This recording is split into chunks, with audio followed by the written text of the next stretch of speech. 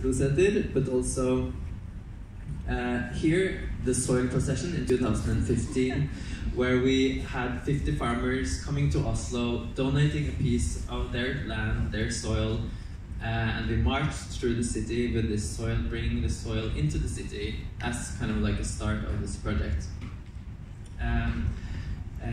which was a lot of fun. Bodies in the street. So we understood that farming was, urban farming was really good, but it was only one way of making these inclusive, participatory spaces in the city, creating ownership of the city. So we wanted to explore other ways of doing that.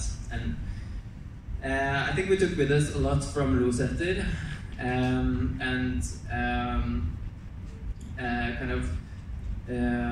that action is actually the core. Like, we cannot come anywhere if we don't act. So that has led to what we are now doing these days. Actually, we have 7 events this week. I was very quite exhausted, and then I had to talk. But we're having a lot of fun. We're having Action City 2019. It's urban activist school, an informal urban activist school, which is about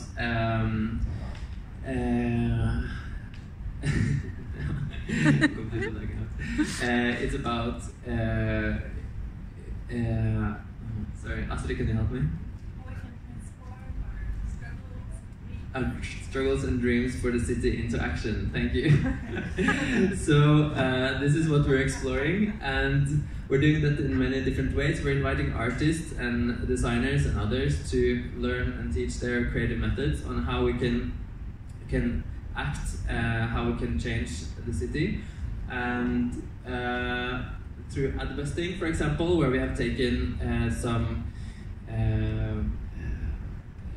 advertisement from the ad shells that you see around in the city and transforming them into art pieces and other messages, but putting them back into these. It's illegal, and we're not afraid to say that because we think it's important to demonstrate what we mean.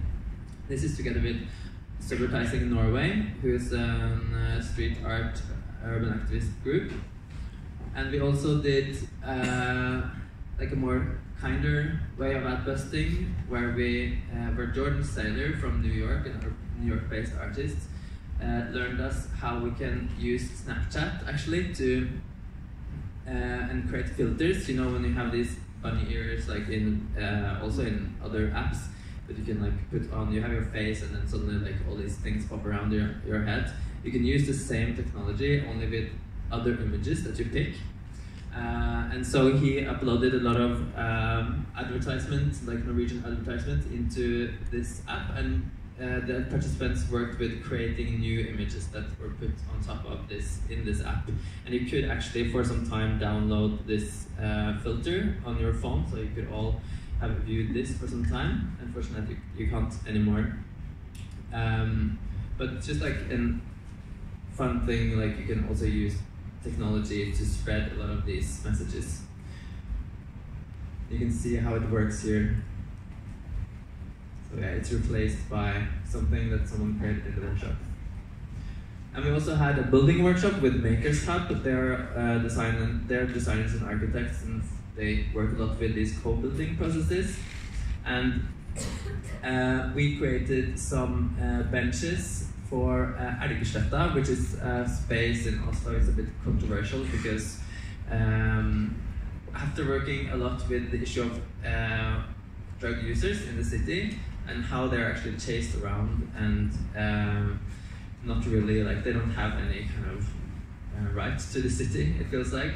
There has been some talk about making a safe space for them here at this space, urban place, and so we created some benches for them there. It was just benches, but we kind of hope that it will be used by them. And we met this guy, for instance. When we put it out, he was super happy. He came running towards us, screaming, "Is it for us? Are you making benches for us?" So we've had them there for some time, and they've actually been quite well used. So, and there's also now, suddenly we got this email from Bymiljøetaten, the environmental department in Oslo, saying, what is this? Have you built up this? Because we didn't ask for permission. So we will see how it goes. We want to push this case and